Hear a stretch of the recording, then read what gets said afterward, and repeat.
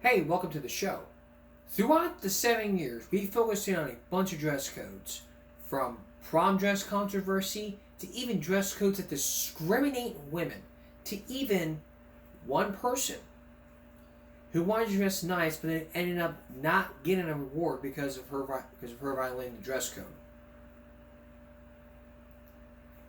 But do you remember when we showed you this video? This was a news clip to where 100 students were suspended because for violating the dress code. But one of the board members say they didn't follow their own policy. Tonight you'll get to hear that policy and maybe some common sense out there. Take a look. The big lesson at Wilby High School these days, pay attention to the dress code or you'll end up like these students and more than 100 others who were suspended last Friday. They stopped me in the hallway, they rolled me up, told me to go to the office, and that's why I got suspended. But which wasn't fair. Michael and his friend, who was also suspended, were surprised. They weren't the only ones who were surprised. Some were members of the Waterbury Board of Education, and they wrote the policy. Listen to their reaction when News 8 asked them about all these suspensions. I was shocked. Bob Brenker is the chief operating officer for the Waterbury Public School District. He agrees with Michael because he says Michael and other students should not have automatically been suspended, according to the Board of Education dress code policy guidelines written in July of 2005. We didn't follow the 4 steps that are right in this policy. Those state that if it's a student's first offense, that student should get a written warning, not a suspension. The second offense is a detention. A 1-day suspension doesn't come until the 4th time a student violates the dress code. Many students wish. And honestly, this whole dress code, I feel like it should just go away. Brenker disagrees with that. He says the board believes dress codes enhance the learning environment in schools. He just says the principal may have handed out many of the suspensions too soon, in violation of the board's own policy. We didn't follow our own policy. As adults, we should follow our policy too.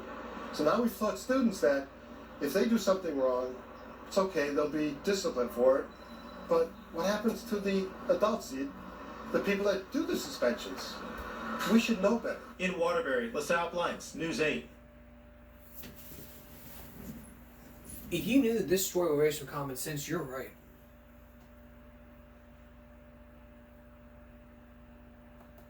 You're right, there is some common sense that needs to be put in place. Basically, don't hand out suspensions of the 4th offense. You're thinking to yourself, oh, I don't care. I mean, it's like this. It's like... there it is. I mean, it'd be like this. Okay, you're getting dress coded. You're getting dress coded. You're getting dress coded. You're getting dress coded. All you 100 students out there, you're getting suspended. Get out of here. Not without looking at the policy first thing. Look at the 4 steps that are put in place. If you look at the 4 steps that are put in place and know your policy, you would not be in the situation that you would be in, right? Exactly. You wouldn't be. Then we wouldn't be sitting up here talking about it if it wasn't put in place. Okay.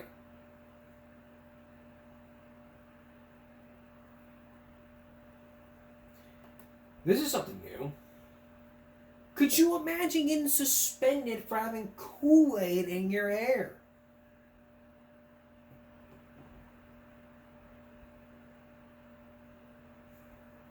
And tonight, a 10-year-old...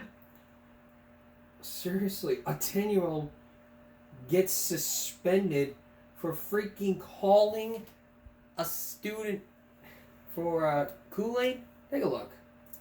And tonight, a 10-year-old bright Indiana girl isn't being allowed to go to school because she colored her hair with Kool-Aid. Her father says he's tried every home remedy to get his daughter's hair back to her natural color, but without success. 9 News reporter Bill Price is live in Bright with more on why this family is so desperate for a solution. Bill? Carol Charles Neely says he got a big shock as a single father when he got home tonight to learn that his 5th grade daughter Rachel had been indefinitely suspended from Sunman Dearborn Intermediate School. The problem for Rachel? Apparently the hair coloring she got from Kool-Aid during a recent weekend sleepover still hadn't left her hair. When she got home from school today, the first thing is, Dad, I've been suspended because of my hair. And I was aghast. What's your biggest fear? That I'm going to fail the 5th grade if this doesn't come out. The color of Rachel Neely's hair has put her on suspension as of tomorrow. The Neelys showed us the note that Rachel brought home from school today, saying that all the hair coloring needed to be out before she could go back to class. Charles Neely says he and Rachel have done just about everything they can at home. Essentially, we're trying to wash it out. Just, regular showers and shampoos. But her hair's very fine and it's blonde. It was hard for us to see any coloring in Rachel's hair until we looked at the back.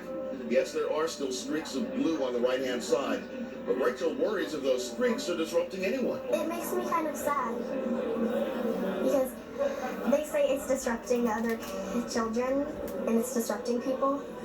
I don't really think that's reasonable. Rachel's father is worried that even professional hair dye could be risky for a 10-year-old. Do I bite the bullet and take her to a salon and have her hair professionally colored? Will she be resuspended when that color, it has to be a natural color, when it grows out, and then have her hair as blonde again? After all this fuss, what would Rachel tell other children if they want to try using Kool-Aid to color their hair? If you're going to dye your hair, dye it natural color. Charles Neely says that he'll be going to school tomorrow to find out what can be done to try to resolve this hair coloring suspension situation. We tried to contact school administrators tonight, but they were unavailable for comment. So we'll continue to work this story for you tomorrow, find out what happens to Rachel Neely, as well as when she might be able to return to school. Clyde, Carol? All right, Bill Price in Bright, Indiana. I hope this situation gets resolved. And the situation was resolved. When we come back, an update about the story, and later on, Bob and Q about health insurance. Stay with us. There's now a happy ending to this Kool-Aid war. If you just joined us, we're focusing on the case of a girl who years ago got suspended, not expelled, suspended for having Kool-Aid in her hair. Basically, the father's like, oh, we tried washing it out. But there's now a happy ending to this case. Here's Jay Warren. It was last night when we introduced you to Charlie Neely and his 10-year-old daughter, Rachel. Rachel had just found out that she wouldn't be allowed back to school until all of the blue dye had been removed from her hair. Fast forward to today, where Neely took the day off to be with his daughter. They tried different remedies to remove the dye, and good news followed out of the Sunman Dearborn Intermediate. The essence is we've made the attempt to get the blue dye out of the hair. Yeah. So because we made the attempt, then I guess they're good with that. Charlie admitted this wasn't the first time he had a degree of conflict with the district. He believes they mismanaged some money a few years ago, and the district's answer was to cut staff. Do you have an axe to grind with the school and the school district? Not necessarily, no. I think that I would like to see them apply common sense when it comes to things such as hair color. Rachel thought her school overreacted as well. I think it's kind of a silly reason to get suspended. The school principal told 9 News that it didn't have to come to this. Now, from what I've heard, you were told on more than a few occasions to get it out, and it went on for several days, and it didn't happen. So, do you feel like you could have acted sooner, or your dad could have acted sooner? I don't think so. I think we should just let it happen, what kind of happened. And we talked to my principal. She said I could come back if it was more gone, and so my dad said we may go to salon today and get it dyed back like a natural color. Now, the district said Rachel wasn't suspended, that a suspension involves formal paperwork that goes on your permanent record. The Neelys believe that's just an argument over semantics because the letter they received at home says Rachel will not be permitted to return to school until the dye is completely gone. Now, we asked young Rachel if she was going to go to that hair treatment salon. She said she wanted perhaps some red velvet dyed in her hair, and her father suggested perhaps that might antagonize unduly the administration. Clyde? All right, Jay Warren on the story tonight. Thanks. Wow. Just wow. But he does have a good point. We do need to raise some common sense. With the district, he believes they mismanaged some money a few years ago, and the district's answer was to cut staff. Do you have an axe to grind with the school and the school district? Not necessarily, no. I think that I would like to see them apply common sense when it comes to things such as hair color. Rachel? Exactly. Common sense. But like I talked about, if we were to get rid of dress code policies, it would prevent a lot of distractions in the educational environment. I mean, if girls can't wear tank tops, boys can't. I mean, when the dress code was put in place, it was to prevent women, it was to discriminate women. But the dress code is put in place to prevent distraction to the educational process. Not only that, but to teach kids that you cannot, but it's also to be to where it would teach kids to where when you leave school, you're going to have to look your best when you go apply for jobs and apply for colleges. And the rules of every school district is that the principal has to enforce the dress code as set forth in the school. And you may sit there and argue with your principal saying, oh, it's just a style, you know. Jeans make you look cool. This, that, and the third. I don't have any other clothes to wear. But point being is, if you're truly cool, you're going to look cool in pants that don't have holes in them. If you're truly cool, you're going to look cool exposing yourself. Exposing yourself is not cool. And if this were a talk show with a microphone put in place, everyone would have their opinion. If we were to have it somewhere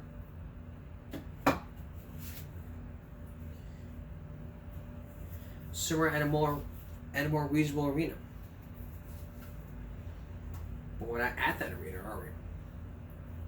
No, we're not. But what is the moral compass to this issue here? Basically, don't go over the line and start suspending him. Start suspending the child.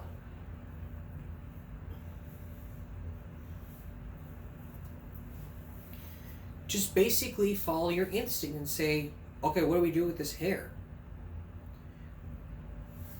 Just basically we say, oh, we tried this, we tried that. As principals, you gotta find some new suggestions. Come up with solutions instead of just hammering away suspensions. Like in that previous video we talked about. 100 suspensions for 100 students. I mean, it's like suspension. It's like, I mean, it'd be like this. Here you go. You're suspended. You're suspended. You're suspended. You're suspended. You're suspended.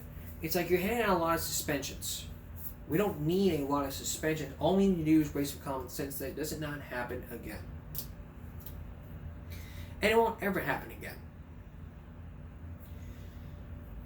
There was a Wisconsin shooting that happened, and now one person is advising everyone and now one school district is warning students to keep toy guns off of school property. Now, why is that? We'll explain next. Stay with us. All right, let's repicture a scene here. Let's imagine we're in a church, and I'm the pastor, and it'd be like, praise the Lord, Jesus thy name, amen. Give me all your money. Oh, duck for cover, and you go, my gun jammed. Someone jumps in, ooh, ow, that hurt. Well, the video you're about to see is just a leap of faith. It all happened when a preacher was preaching and someone pointed a gun at the preacher and he ducked for cover. The person tried to shoot, but the gun jammed. But one person took a leap of faith to save the preacher. Here's Les Trent. The pastor is conducting Sunday church services when mayhem suddenly breaks out. Out of nowhere, a man walks up to the altar rail, points a gun, and pulls the trigger. By some miracle, it jams as the pastor dives for cover. Then a hero emerges. Take another look. The assailant appears ready to pull the trigger again, but he's tackled to the floor. The hero is a church deacon who makes a flying leap and puts the suspect in a bear hug. There is a frantic effort to get the gun. All of this is playing out in front of the congregation and a live stream as people watch from home. Reverend Glenn Germany of the Jesus Dwelling Place Church in Pittsburgh says he couldn't believe he was staring down the barrel of a gun. At the moment, I was just trying to stay alive. it really is a miracle. Germany says he does not know the suspect. And there's the hero church deacon, Clarence McAllister, after confiscating the pistol. What is going through your mind when you see this guy with a gun? Oh, I was shocked. I've never seen nothing like that in my life. We reunited the pastor and the hero. He's your guardian angel. Absolutely. Absolutely. And so grateful for him. And isn't it interesting to note that that guardian angel's name is Clarence, just like in the Christmas classic, It's a Wonderful Life. By the way, the suspect is behind bars. He's charged with attempted homicide, and just hours before the church shooting, a relative of the suspect was found dead in his home. No charges filed in that case. We can all be a hero like him. No guns in church. And no farting in church. We're going to have that later in our viral break. Alright, switching gears back to school. Toy guns. A toy gun. Could you even think about bringing a toy gun to school? Come on. A toy gun. I mean, look at it. A toy gun. I mean, look at... If you Google toy guns that look real, toy form blasters and guns, you would find them on the freaking... You would find them on Amazon.com. I mean, just look at this. For $40, you can buy a toy gun that with foam blasters. You can even get one for $36. You can even get one for $30. $21. Nerf guns. Realistic guns. It's pieces of plastic. Come on, it's for children. The bullets are foam. Foam does not hurt you. We shouldn't be banning toy guns as we should be calling these toy guns as weapons. We should call these toys. They're toys. And now the school district, after the Wisconsin school shooting, is warning students to keep toy guns off the school property. That's the Green Bay School District. It was after the shooting. They sent a letter out home to parents. And as you're about to see from that letter, it'll spark some outrage. And you'll meet somebody who explains about the warning why it was put in place. Take a look. The district's message in this Project Education report. The Green Bay School District is expressing concern with district families surrounding toy guns. Officials say they've seen a rise in Orbeez guns being used near school grounds. They're basically little pellets that you place in water and they absorb the water and they become like a water-filled pellet. But with some of these weapons, you can shoot them at a pretty high rate of speed. So depending on how close you are to the person you're shooting, there can be injuries that occur. The district's safety and security manager tells Fox 11 none of the toy weapons have been found inside school buildings, but they have been used at parks near several schools in the district. It can create some trauma, not only for our students, but for our families and their parents. If a building gets locked down and they think there's gun violence going on at the school. We just had a situation down in Mount Horeb. So as this was happening a couple times in the last couple of days, we decided that we wanted to send out some communication to our families. On Monday afternoon, Fox 11 witnessed a student carrying one of the toy guns, a brightly colored one, at a park on the city's east side. To be clear, what the student did was not illegal. However, the district is using the tragedy in Mount Horeb as a reminder that even toy weapons can lead to unintended consequences. But imagine that someone driving by sees a bunch of kids running around with guns that may look real, and they call the police, and now multiple police officers show up with their actual weapons drawn, and if a student or a person, makes the wrong move or, in a threatening manner and the police respond, something terrible could happen. And district officials tell me that they have warned about these toy weapons in the past, and they reiterated today that if students are found inside any district building with one of these toy weapons, they will be disciplined. In Green Bay, Marlo Lundak, Fox 11 News.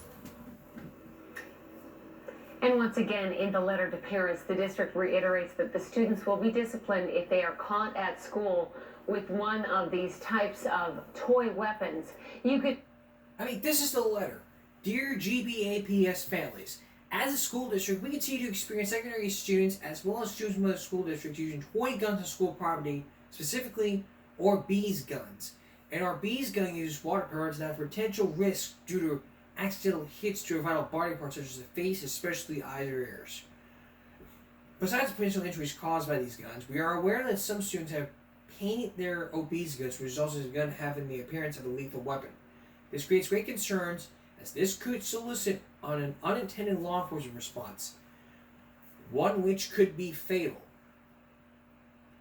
With the recent active shooter incident at Mr. Orb, the school district and law enforcement remain vigilant in our efforts to provide a safe learning environment and staff. Possession and/or use of a toy weapon will be addressed in accordance with school policy.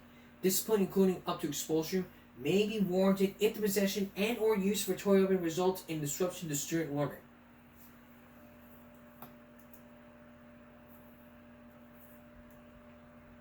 With only 5 weeks of school remaining, it is important that students are at school engaged and learning. We encourage you to speak with your child about keeping toy weapons at home and not bringing them to school campuses. Come on. I mean, water guns? It's just water. Water does not hurt you. Water doesn't hurt you. It gets you wet. It gets you wet. Water is a liquid. Come on, good science class. 3 states of matter: solid, liquid, gas. Water guns are filled with water. Water is a liquid. Molecules are able to flow a little bit. Basically, it's a water gun. It's a toy gun. I mean, toys. The stuff that a child plays with. Come on. Do we have to waste a lot of common sense here? It's like we're panicking parents and like saying that it's like this, Green Bay. You're scaring you're scaring parents and their children. You're scaring parents. You're scaring them into not buying them a toy gun. You're scaring them. You're scaring parents out there, and you're scaring children and not getting toy guns. Basically, you do not want these kids buying toy guns. Is that it? Or is that why you want to go up to the governor and say, hey, we need to ban toy guns in this city? Go up to the state governor, go up to the city council and say, hey, there ought to be a city ordinance which prohibits kids from possessing toy guns. If that happens, we confiscate them. Yeah, that'd be the day. And even kids would be very angry. Silly law. And kids would call that person or persons silly. Have I got you some common sense down? I hope I have. Coming up, health insurance. We focused on one a few days ago when we talked about Sick in America. Now there's one other. Now something about insurance company. Now the report about insurance company. What one insurance company does not want you to know. Imagine having HIV cancer, and you would not be insured. How could that have happened? Bob McEwen has the story. Stay with us. A couple days ago, we did an issue all about Sick in America and asking the question, whose body is it anyway? We looked into health insurance and asking the question and looking at all about health insurance and why people are being uninsured and why these insurance companies are not paying them. But is there something that insurance companies don't want you to know? Well, they do know about your finances and about your health. But there might be something that you probably don't know about. We're taking you to Mississippi to where one insurance company which you'll meet, which you're about to see, they really don't want you to know. Here's Bob McEwen.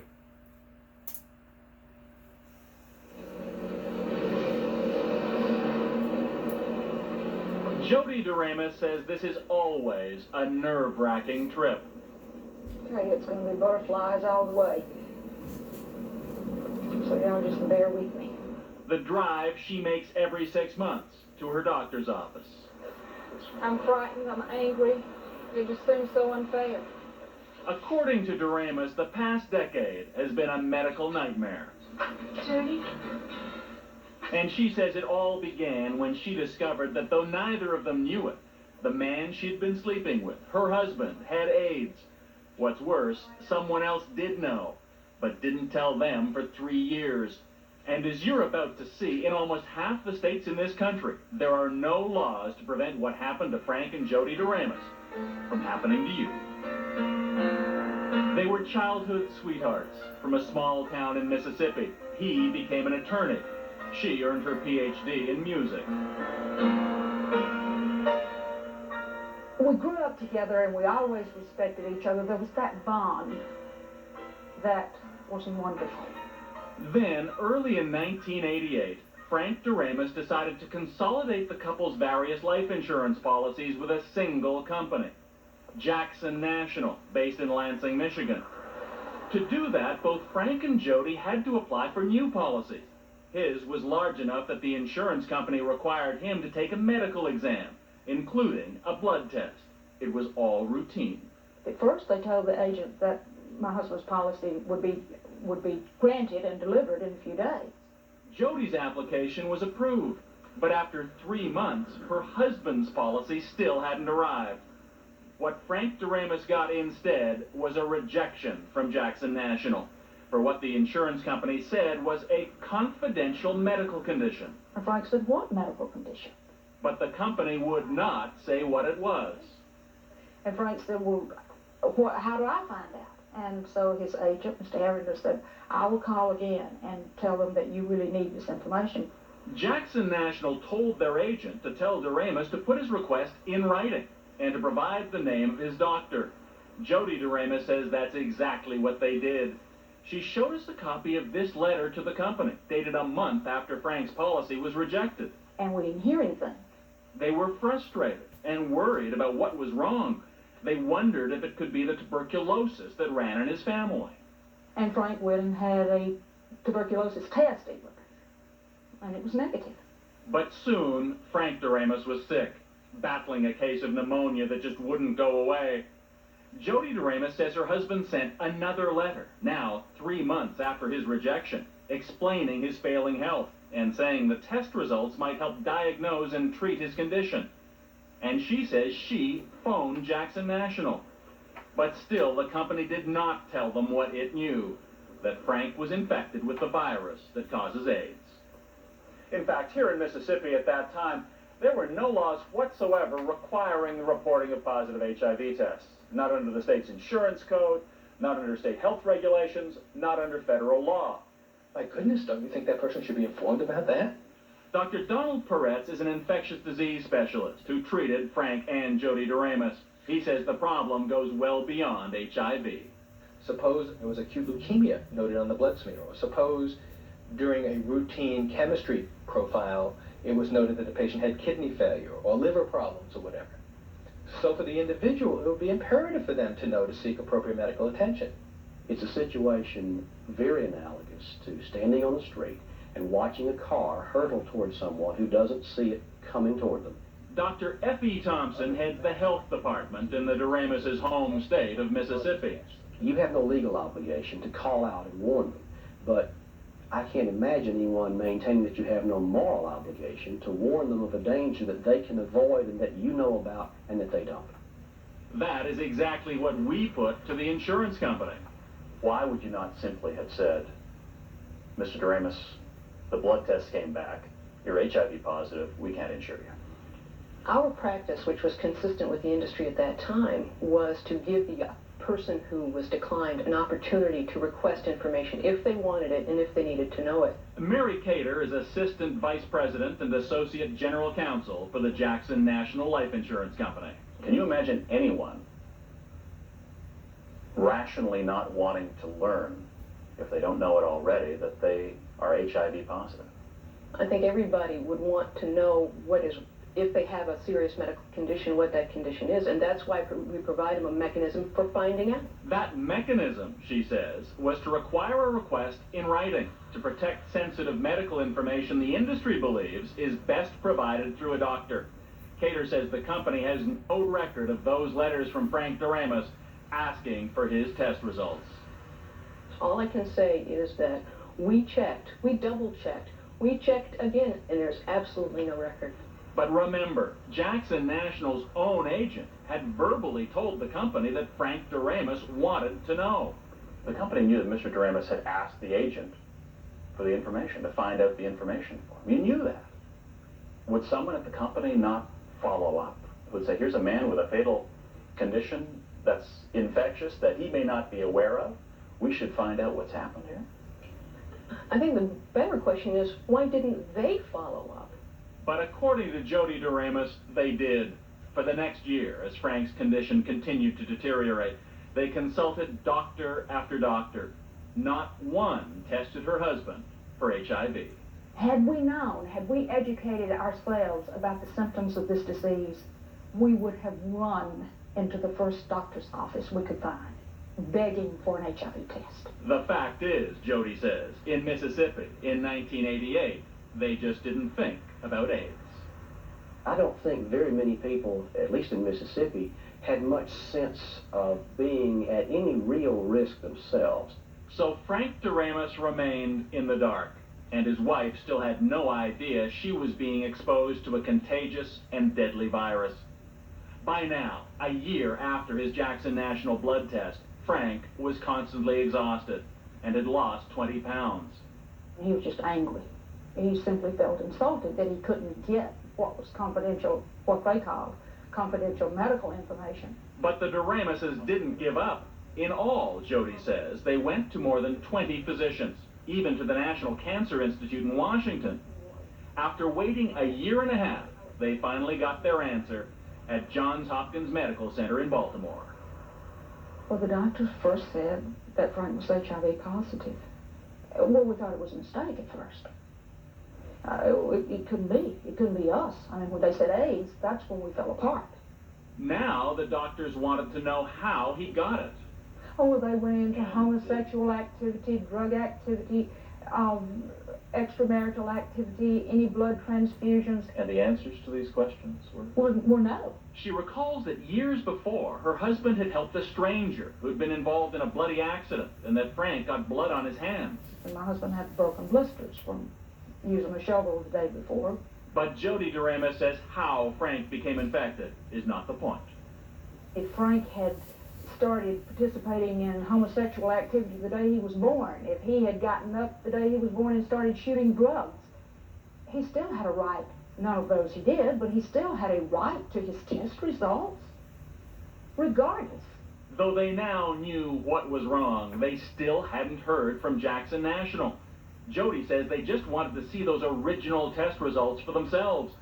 But that would take 20 months more. It wasn't until 1991, more than 3 years after the company learned Frank Doremus was HIV positive, that Jackson National, responding to the first written request it says it ever received, sent this letter enclosing his test results. 9 days later, Frank Doremus died. The doctors at Johns Hopkins told us that had they been able to have gotten to him when the insurance company knew it, we could have kept him healthier long enough, and he wouldn't have suffered so immensely. And I would not have been so exposed. Because through all of this, Jody Doremus herself was insured by Jackson National. She blames her own insurance company for needlessly exposing her to AIDS.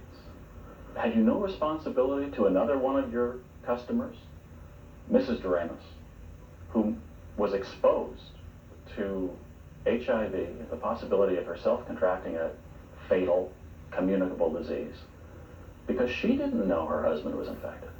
Well, we can't, and I don't think we ought to, try to conceive of what third parties might want to know something about our applicant. But if Jackson National was reluctant to share those results with Jody Doremus, the company admits that like hundreds of other insurers, it has no problem making information about its applicants available to other third parties, many others At the time we do testing, we do get a consent from applicants relating to our use of that information for reinsurers, for example, and for a medical information bureau that we subscribe to. Through that Medical Information Bureau, over 600 insurance companies could have learned that Frank Doremus had an abnormal blood test and might be uninsurable. It was more than Jackson National told him. And so every 6 months, Jody Doremus makes that trip to her doctor to get an HIV test. When can I call back for the results? After being exposed for so long, she says it's a miracle she's tested negative so far. Jackson National successfully defended itself against Jody Doremus' lawsuit in Mississippi, and the company points out it receives hundreds of requests for medical information every year. This is the first and only time that an applicant has alleged that we refused or failed to respond to a request for medical information. However, since the Doremus case, the company has changed its policy. It says it now affirmatively informs applicants of the results of their HIV tests. But like most U.S. insurance companies, Jackson National still won't automatically tell you about any other medical condition it may discover. The full committee voted on it yesterday. So Jody Doremus is now traveling across the country, leaning on state and federal legislators to pass laws, giving every American the right to the kind of confidential medical information she says Jackson National withheld for so long from her husband and from her. My husband's arms were the safest place I knew on earth. And yet I could not have been doing anything more dangerous if I had had a loaded gun to my head every night. And my own life insurance company knows it, but I don't know it, my husband doesn't know it, none of his doctors know it, and yet here they had it locked away in their file cabinet. 30 states now have laws requiring insurance companies to release medical information they may have concerning an applicant, including 2 where Jody Doremus took her campaign, her own home state of Mississippi and Maryland. But in 20 other states, insurance companies still don't have to. But they need to. Every state needs to. Not just 30 and 20. Not just all 30. 20 of those states, they still need those laws. Get to your local government and say, hey, we need laws like this. If you want back in time and say, hey, there's going to be new changes going on and we're going to need to make a new law. Put this shit down. Go to your fucking government and say, hey, we need laws to tell insurance companies, tell us what the fuck is going on. If they won't even tell you, sue them for every penny you've got. And maybe then they'll come clean and say, please, just come to their knees and go, please, we beg of you, please, don't sue us, please, I beg of you, please. Oh, please, man, please, do not sue us, we want, please, we'll give you anything you want, please, man, please. But it wasn't like that. I mean, it's like insurance companies are bullying their customers like, he's got HIV, we're going to uninsure him. I know it's not funny, but this is very serious. I mean, I'm trying to tie I would tie a joke in with HIV and being uninsured. But then I'd be committing a hate crime to all the victims of HIV, in which I'm really sorry about making a joke.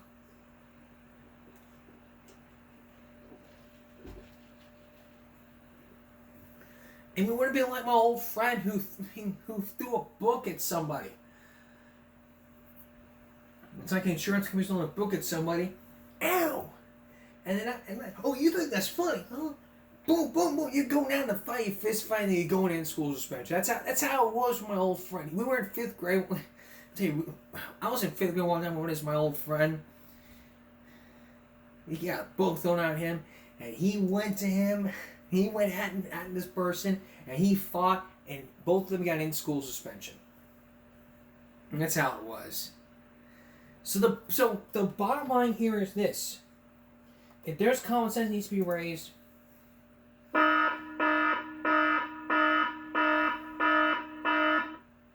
it's about your insurance companies. You need to every state needs that law. Not just states need to have laws to protect to allow these insurance companies to protect them. Not optionary, mandatory. Without those laws, insurance companies will be bullying the insurers.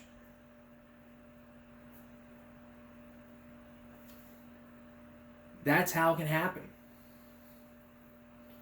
And that's what can happen. We're going to take a break. We'll be right back.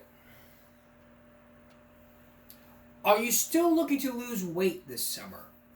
What if you try out every diet? But what if we were to tell you about something called the Caveman diet? All you have to do is just go back to the way our ancestors used to eat by looking at the basic 4 food groups. What is the Caveman diet? We're going to show you in just a minute.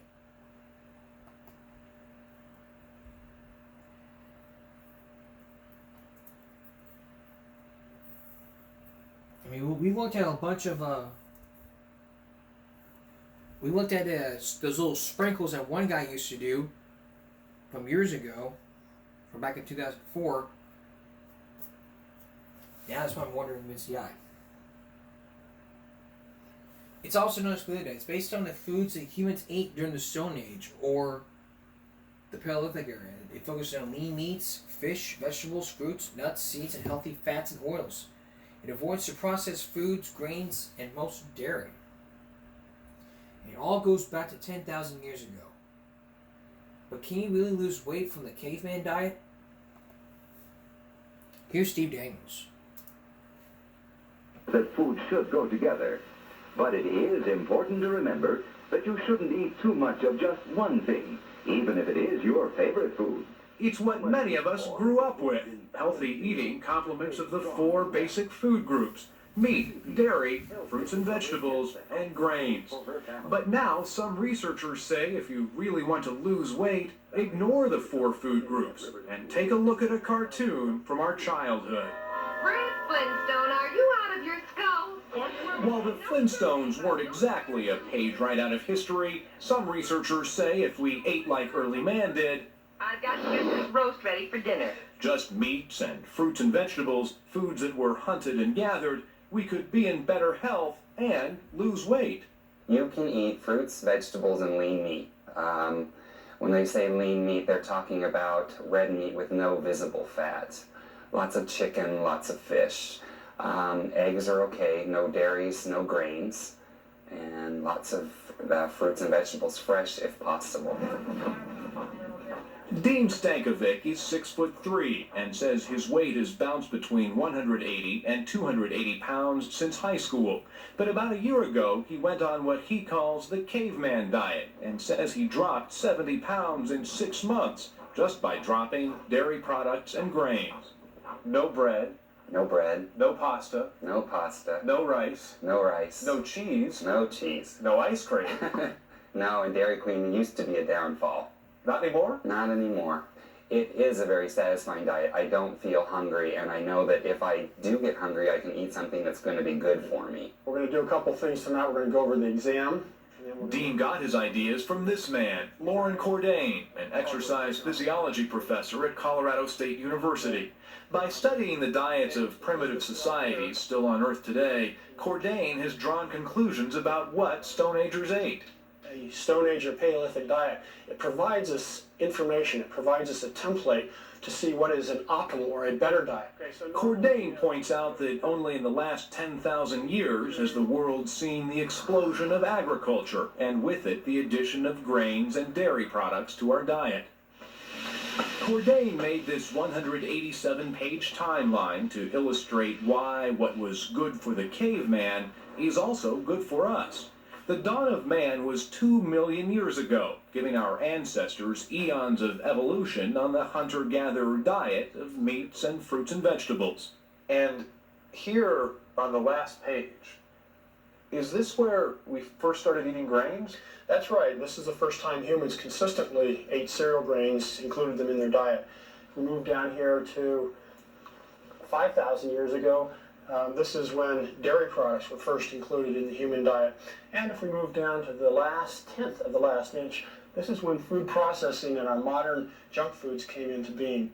That last tenth of the last inch has evolved into a lot of space on our supermarket store shelves. The theory is our digestive tracts have not kept up. Cordain believes modern diets are more fattening because some processed foods like white bread, white rice, tend to spike blood sugar levels, making you feel hungry again sooner, leading you to eat more. We are essentially stone agers. We have the genetic makeup that is virtually no different than people that lived 40,000 years ago. Could some people misinterpret this and say, well, he's saying I should eat meat and vegetables. How about a big prime rib and a baked potato? Potato and steak is not close to what a hunter-gatherer would eat. What would be similar would be a salmon steak and steamed broccoli and a salad. Or how about this, buffalo or elk? Cordain says that animals raised in a ranch setting are very lean and good to eat. But if you're worried they're a little hard to find, take a tip from Dean. He forages for Stone Age food in the most modern of places, fast food restaurants. McDonald's is one fast food restaurant that offers a grilled chicken salad. They have a wonderful no-fat vinaigrette dressing. Simple as that. So you can actually go to a fast food restaurant and make this work? Correct. You just can't have a double cheeseburger and fries. That's right. With a milkshake. Exactly. But some researchers say this diet sounds more late 20th century than Stone Age. My guess is that this diet is a very, very good way to cut out a big chunk of calories in most people's diets. Professor Marion Nessel heads the Department of Nutrition and Food Studies at New York University. People would lose weight on it because they wouldn't be eating as many calories. Is that the key? If we want to lose weight, we just need to cut back the quantity of food we're taking in and exercise? If people want to lose weight, they just need to eat less. Push yourself away from the table. Push it away. Cut it in half. Simple as Take that. half of it home. It couldn't be easier. Nessel studied the Stone Age diet and says no one really can tell for sure exactly what cavemen ate. You can hardly tell what somebody ate yesterday, let alone finding out what somebody ate 30,000 years ago. We don't know whether people had tamed cattle and were not eating dairy products. We're pretty sure that they went around gathering wild grains, even though they couldn't bake bread with them because there wasn't enough to do that. Is it reasonable to think that our bodies have evolved to accept grains and dairy and fast food? Well, obviously they have, because people are living into much, much riper old ages. People are much healthier now than they were. The 2900, which we don't. Cordain does agree that our ancestors didn't live as long as we do now, but he says it's because they led a tougher life. As for diet, Cordain says a Stone Age diet leads to lower cholesterol and lower blood pressure. He also acknowledges people lose weight because they're eating fewer calories, but insists the increased protein in the Stone Age diet also revs up the metabolism and helps people lose weight. You can essentially eat until you're full. When you eat fresh fruits and vegetables and lean meats, they tend to be more satiating than refined carbohydrates and fatty foods, and they also contain more fiber and they're more filling. I think it is one of the greatest diets ever created. Dean says he has no plans to go back to his old ways. He's determined to keep the weight off for good. I consider it more than just a diet. It's more of like a lifestyle now for me, whereas I know what I'm going to eat and I make wise choices when I go to the store, and it's great. Most nutritionists would agree that we need to get more fruits and vegetables in our diet. We need to get more fish in our diet. We need to get more lean meats and cut down on the fatty meats. So I think this is really a no-brainer, most of it. Common sense? Yeah, common sense. One other thing we're told the Stone Agers did right was they got a lot of exercise. Remember, before starting any diet, you should talk to your doctor. If you want to learn more about the Cape... Always, if you're going to plan on starting a diet, do not do it without consulting your doctor, without consulting your daughter. I mean, doctor. Without consulting your doctor, you could be at risk. So, the question is, what other foods are they? What other foods are in the caveman diet? We're going to find out when we come back. Stay with us. Welcome back. We're talking about the caveman diet. If you know what it is, it's going back to the Stone Age, where we had to eat lean meat with fresh fruits and vegetables. And always remember, when you're planning on starting a diet, you need to consult your doctor. So what other foods are they? What other foods are a part of the caveman diet besides what we just discussed, like lean fish and lean chicken, lean meat? Go paleo, you'll eat lots of fresh, lean meats and fish, fruits and vegetables, and healthier fats. If you're going to be a part of this diet, you can also eat some eggs, nuts, and seeds, healthy oils, including olive oil, coconut oil. If you have olive oil, coconut oil, those are parts of the caveman diet, of the paleo diet. No processed foods.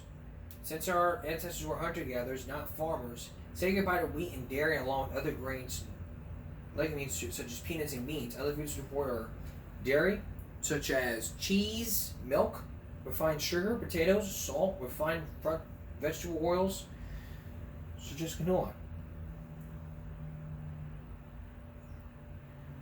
The paleo diet allows for some cheating, especially at first. When you're just starting, you can eat what you want for 3 meals a week. They call these open meals, or you can challenge yourself to just one open meal per week. You'll need to stock up on the allowed foods and cook from scratch. Plan for kitchen time. None. Packaged meals and meals? None. Processed foods are a no-go. Or no-no. Exercise? Well, not required when you're losing weight, but Quinn strongly recommends it to maintain weight loss and for overall health.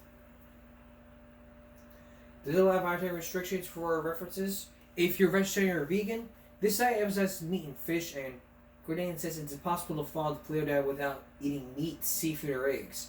Excellent vegetation sources of proteins such as beans and other liquids are not allowed. The diet doesn't allow salt, so it may help you to cut down on sodium. If you do eat any foods that come with a can or a box, you would still need to check the sodium on food labels. Here's what else you should know. Eating a lot of meat and fish, it can raise your grocery bill. You can do this diet on your own, but if you want to connect with your fellow paleos, there are diet forums online which you can follow.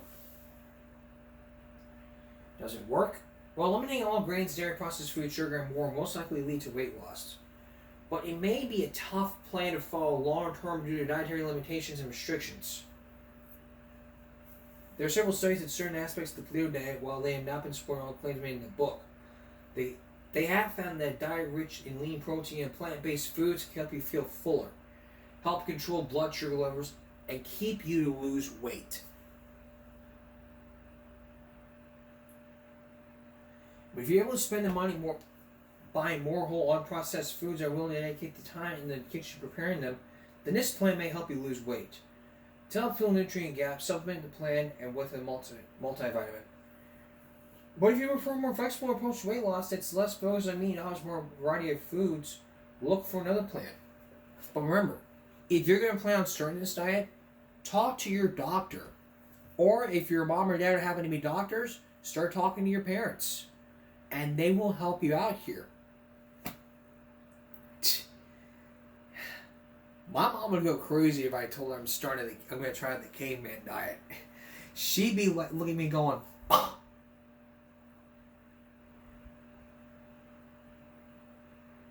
no way my son's doing the caveman diet. It's going way back to the Stone Age. And be like, hey mom, I'm on the caveman diet.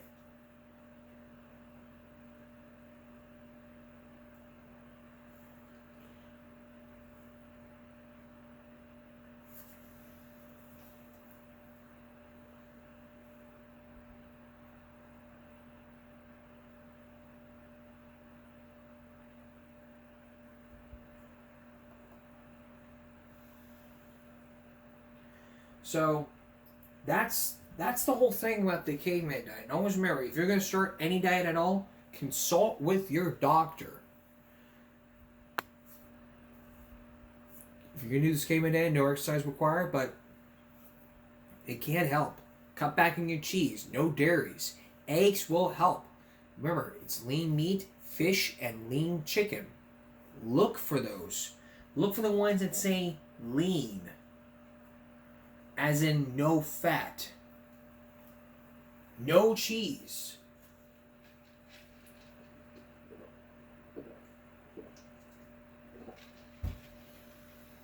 I think I might get a salad. I think I might get a salad from Golden Corral.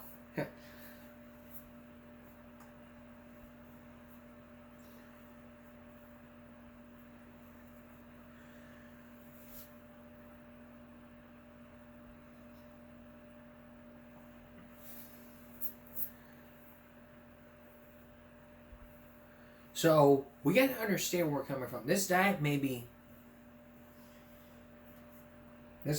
good or may not be good. All right. Before we go on our power break, here's a look at what we got for you coming up this week. A survivor story unlike any other.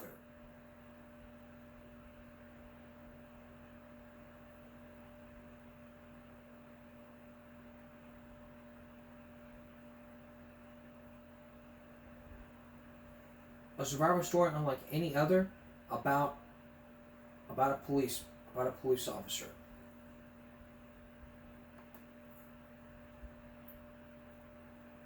Here's a preview. Schwarzenegger. We'll be back. Still ahead, when the bank robber's bullets began flying, he was hit and seriously wounded. I'm thinking, wow, life is leaving me. This is how it feels to die. This is it. This is how it feels. Then, a miracle. For the first time, he's telling a Dateline survivor story. And we're also gonna hear from. We're gonna have for you the exclusive interview of Timothy McVeigh's sister from years after the Oklahoma City bombing. Remember, it's all years ago, and now we're going to hear from Timothy McVeigh's sister. That's all coming up on Wednesday. Then on Friday, part 2 of Sammy the Bull Gravano, the man who brought down John Gotti. More of Diane Sawyer's exclusive interview with Sammy the Bull Gravano. More than interview than meets the eye. That's on Friday. Then on Saturday, it's all about the great white sharks. That's a look ahead to this week. Here's what's happening on tonight's Survival Break.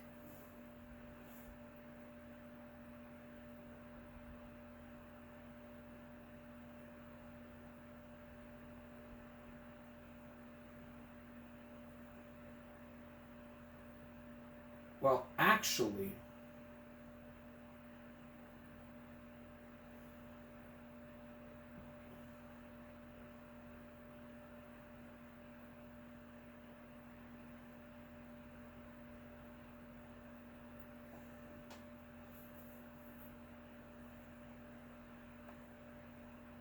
here's a viral break that you might not like. I mean, remember we talked about a kid behind the camera with Angry Grandpa?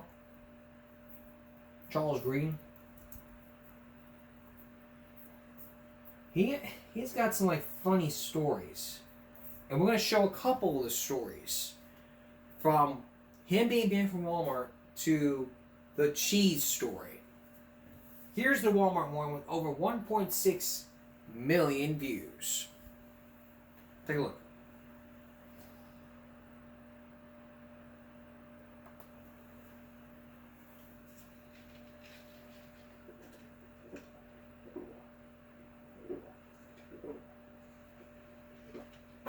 So a lot of you have been emailing me on both of the accounts. You've been asking me, why is Angry Grandpa banned from Walmart?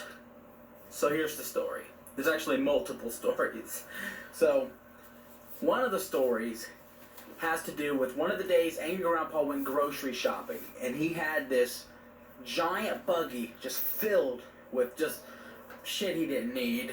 So instead of the lady putting the bags in the buggy, she starts sitting them on the floor. And Angry Grandpa's already getting angry. He's so he has to start putting them in the buggy himself.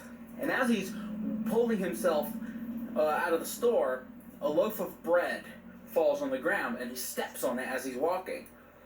This made him flip out. He reaches in the bag and picks up a jar of jelly and he throws it against the wall and it just sprays everywhere. Jelly and there's glass. And the door greeter, she was like, "Oh my God!" Next thing you know, the manager walks up. And the manager asked Dad if he would leave the store. And that's when Dad flips out, because if you ask Dad something like that, he's already not going to be happy. So after the manager asked Dad to leave the store, Dad walks up to the wall where the jelly is and starts rubbing his hand in it, then grabs the bread and starts smearing a piece of the bread with the jelly and goes to eat it. "Hey, motherfucker, I'll eat me a glass and goddamn jelly sandwich." That's word for word what he said. Now, the manager tells Dad he needs to leave the store. Dad still doesn't leave. And there's a lot of cars. Dad instead starts screaming about how it's because he's white, it's because he's poor, and Obama this, and at this point, security walks up. And instead of walking Dad out the store, they walked him to the back, to the other side of the store. The next story comes when Dad went to the tire center because he needed new tires on the van. He goes out there, and there's a guy walking out of the tire center as he's walking up. And Dad says, "Hey, I need to get some tires." The guy, the dude's attitude was rude. He looks at Dad, and he says, "I'm on my break." So Dad proceeds to stalk the employee around the Walmart store. He's following him going, "I'm on my break, motherfucker, I'm on my break, I'm on my break." And he won't stop. Security comes back. They already remember him. They said, "You're not even supposed to be here."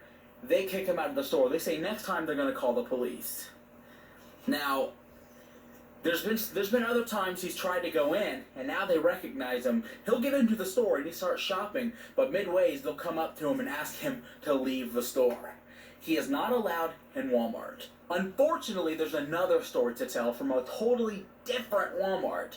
This story, Angry Grandpa walks in there and he goes to the deli section where they cut the meats and stuff, and he goes in, he orders about 5 or 6 pounds of roast beef. Now 5 or 6 pounds didn't fit in one of those packages, so they put all of his pounds of roast beef in like three different clear packages, but only labeled one with a price tag. And the price tag was like $35. He was already pissed off about that. When he gets something that's too expensive, he always does the same thing. "Goddamn, better be some good goddamn roast beef." So the roast beef was too expensive already for him. So we get to the register, and the lady doesn't see separate packaging markings on the packages, and I'm gonna call management. And so I tried to be nice. I was like, "Oh, I'm sorry, ma'am, that's actually for one.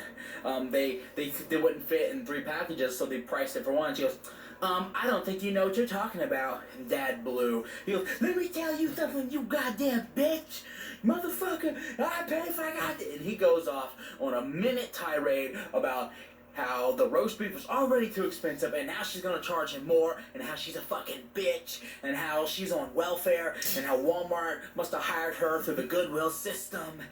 Push come to shove, security came with the police. He can't go inside Target. He can't go inside McDonald's. He can't go inside Papa John's fucking pizza. He can't go anywhere anymore, because every time he goes, he starts shit. There's been times where he's ran around the store screaming for somebody because there's 2 registers with employees and 30 registers with nobody on it. "Oh, nobody wants my goddamn money. Why? Because I'm paying them food stamps?" Angry Grandpa is not the kind of person you want walking into your store, and they've realized that, and now he's banned from almost everywhere. There's only a few places that he is still allowed inside, and frankly, I'm surprised he still is. And you're so surprised. One of my favorite moments was the fried turkey. If you ever had fried turkey and made it the wrong way, you want to laugh your asses off. In this story, this is the kind of story you really want to see. 28,000 views from Kid Behind the Camera. It's all about that fried turkey.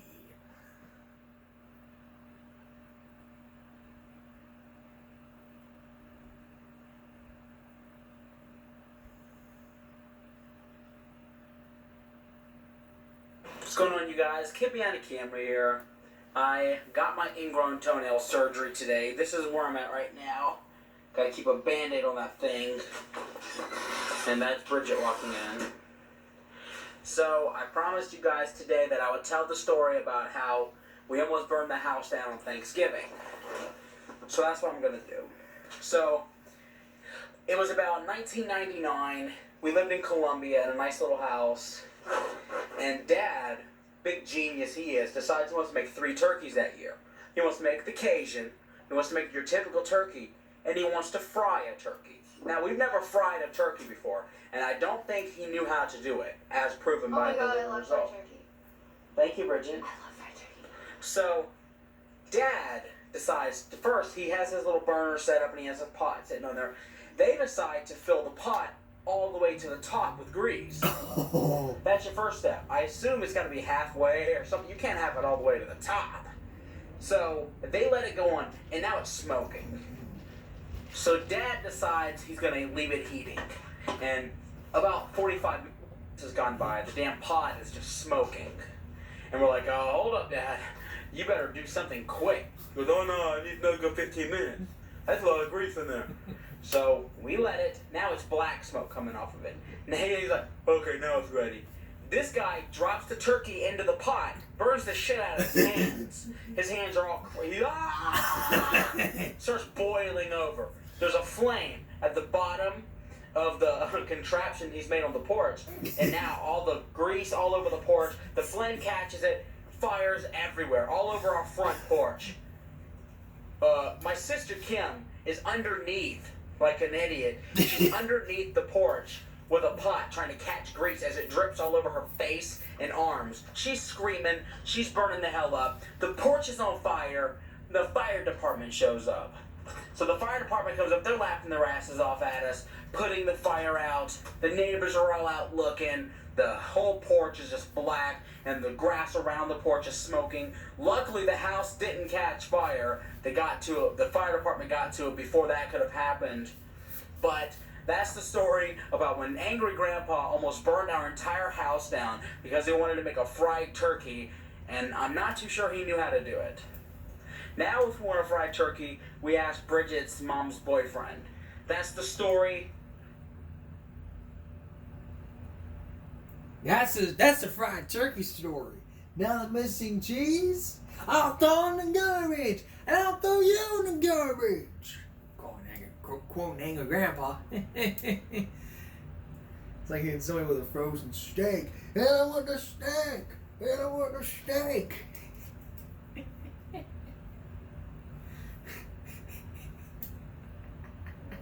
Take a look.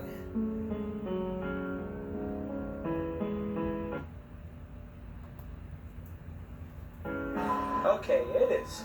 It's really noisy all of a sudden, isn't it?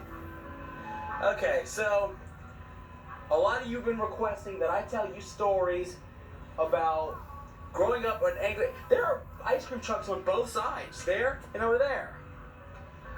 Okay, I don't know what it is.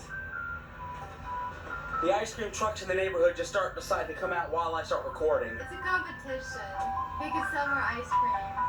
I think it's more like, let's see how loud I can turn my volume up. It's a little loud, huh? Okay, so, a lot of you have been requesting that I tell you stories about what it was like growing up with Angry Grandpa. So that's what I'm going to do. The first story I'm going to start off with, I'll call the butter and the cheese, because it sticks out the most with me. It was about a week before Christmas, and that is a giant truck playing Spanish music. So, it was a few days before Christmas, about a week before Christmas, and my cousin Chris was staying over with us, and we had sleeping bags set up on the floor, and we were watching television. You know, just having a good time hanging out. And that's when Dad walks by us. Now, I'm only 7 years old, mind you. We're watching television, and Dad opens the fridge, and his cheese is missing. Somebody had taken giant bites of his cheese. Now, by now we know it was my sister Kimberly, but at the time we didn't know. All of a sudden we hear, "Who ate my goddamn cheese?" In comes the cheese like a freaking softball, hits the wall, and just boom. Next thing you know, it's followed by the butter. Comes whirling like a frisbee, and it hits the wall and explodes everywhere. I guess he was going to make a grilled cheese sandwich or something. The butter explodes, the cheese goes everywhere. My mom decides to come in and clean up the butter off the wall. She starts wiping it, and Dad said, "Oh no, whoa, you are not cleaning that butter off the wall. I swear to God, I'll have your fat ass." He does not let anybody clean the butter off the wall. It stays there. If you look at our Christmas pictures from that year, Kim, if you hear me, look through your albums, see if you have this photo. I'm opening a present, and you see butter smeared across the wall in the background because he wouldn't let anybody clean it. Yeah? I'm telling the story about what you... Don't be telling stories out of goddamn about what goes on in this house. What happens here is like Vegas and stayed here. You do it. People want to know, so I'm telling them. You threw cheese and butter against the wall for no reason. I want to see the video. Yes. I want to see it when you're done, because there's two sides to every story, you understand? Are you locked out? He flipped out over cheese for no reason. No reason. You're a liar. You're a liar. Hey, who flips out over cheese? Not me. That's the truth. He flipped out over cheese for no reason. He shouldn't have flipped out over cheese like that. You weren't there. I know. Yeah, he should have flipped out on cheese. You want our Thanksgiving story? Well, yeah, sport. It's Bible break time.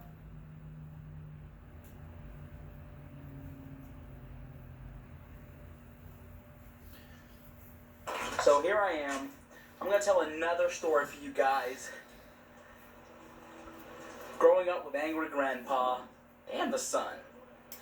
This story I'm going to tell you is from a Thanksgiving of our past. And I hear Dad yelling about a hat inside there. This story is about the time he made the dressing too salty. Now, it was a few years ago. It was actually the Thanksgiving where he bitched at Mom about eating the ham and stuff. We want ham, eat some of it. Eat it all. Eat it, come on, Miss Piggy. Oink, oink, oink, oink. Eat up. So, he's making dressing. Wait, now, a dressing in the South, I don't know if it's the same everywhere, so I'm just going to explain. The dressing is like a stuffing made into like a souffle kind of thing, and you put like cornbread and spices and toast, and you mush it all together and you bake it. Well, he did this, but he made it too salty. I don't know, he stumped his damn toe in the salt or what, but it was disgusting. We all took a taste of it. It was disgusting. It was horrible. We all wanted to throw up. And anytime you tell Dad that his cooking's bad, he gets furious. He'll look at you and tell you, "Don't eat it, motherfucker. Goddamn, more for me." Which in this case, that would have been fine. More for you, buddy. So he's going to try to rectify the situation. His first step is he takes more bread and he turns it into toast and he mushes it into it, hoping that'll fix it, putting into this mixture of garbage. It was horrible. And that failed. The next step is he took some more cornbread. He had some leftover cornbread. He mixed that in there, put a little bit of chicken stock in there. Didn't fix it. It was just as bad, except now we have too much stuffing. So Mom looks at Dad and says, "Why don't you try washing it in the sink with a strainer?" You could not have said a worse thing to Dad. At that point, Dad takes the rest of the stuffing that he has left over, and he slings it off the counter, and he says, "You stupid fat bitch, I'm gonna kick your goddamn ass." And so he had a bunch of cans on the counter, he swipes those things off the counter. He rips up bags of marshmallows, they go over. He is pissed off. You would not believe how pissed off he is about this. 2 minutes later, he's got the stuffing in the sink and he's washing it, just like she asked him to do. I'm going to have more Thanksgiving stories for you guys, like the one where he was so hungry that he puts the spoon in the dressing and snaps and cuts his hand open. And there's another one where a house was burned down because they wanted to make a fried turkey, and it looked...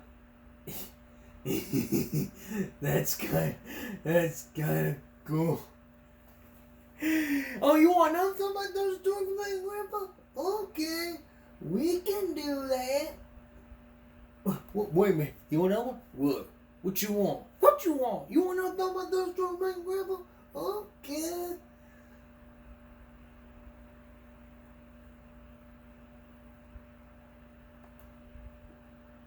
Okay, let's see if we can find some. We can find some let's see if we can find some stories. But I'll tell you what, I'll bring you one more story and then it's time for bed. Alright, guys? Alright, boys and girls, I'm going to have one more story for you and then it's time for bed. It's time for the Shoney's story. You ever heard of Shoney's before? It's a breakfast buffet restaurant. And then Grandpa was eating up until the manager kicked him out. Take a look.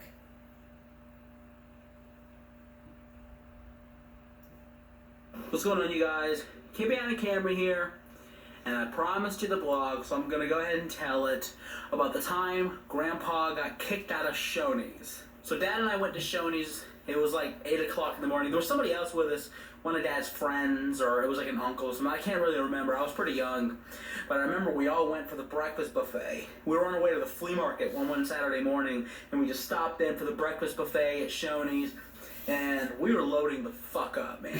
Because if you've never seen the Shoney's breakfast buffet, it's like a typical buffet. You got about three bars, but they're all filled with breakfast items. You know, bacon, sausage, biscuits, eggs, hash browns, chicken tenders, gravies, and cheeses. It's a pretty good breakfast buffet. It's got pancakes and French toast and French toast sticks, and it's a great breakfast buffet. And we were just eating every fucking thing there, dude. I was full after like 2 plates, which was a lot because I was like a fucking 9 years old. And Dad is just eating more. He's like, I'm going back up. I gotta meet some more of this shit.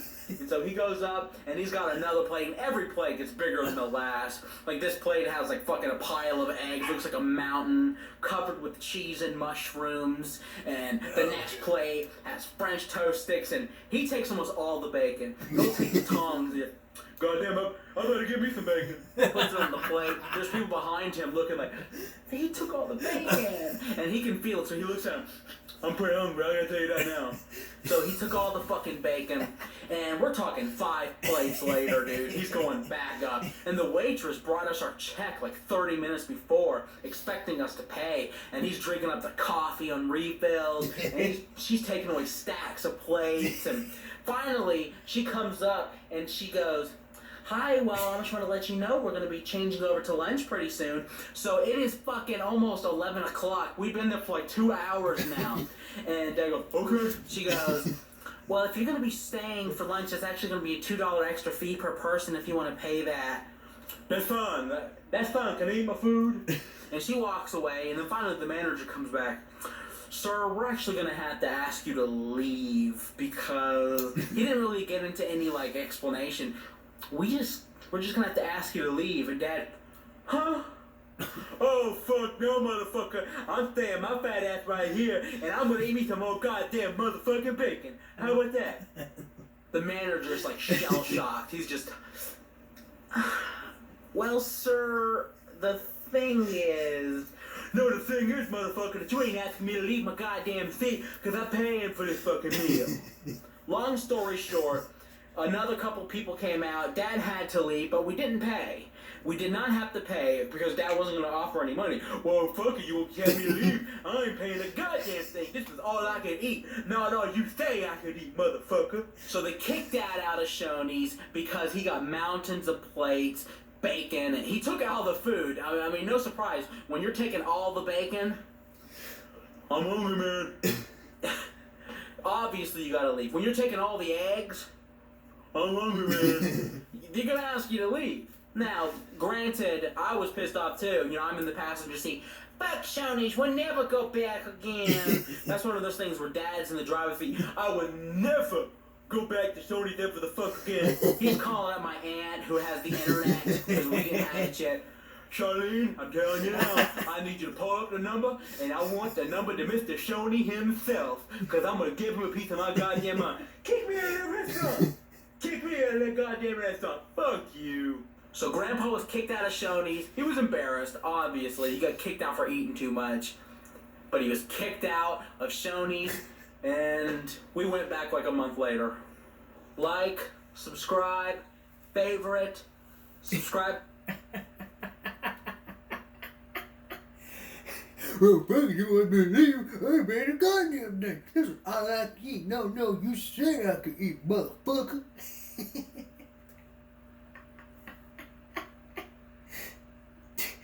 One more time. I want to hear Grandpa's one more time. Maybe it makes me laugh. My favorite. Never go back again. That's one of those things where dad's in the driver's seat. The manager's like shell shocked. He's just. Well, sir, the thing is. No, the thing is, motherfucker, that you ain't asking me to leave my goddamn seat because I'm paying for this fucking meal. Long story short, another couple people came out. Dad had to leave, but we didn't pay. That was we one did not part. have to Here's the pay. other part. Ask you to leave, and Dad, huh? Oh, fuck no, motherfucker. I'm staying my fat ass right here, and I'm gonna eat me some more goddamn motherfucking bacon. How about that?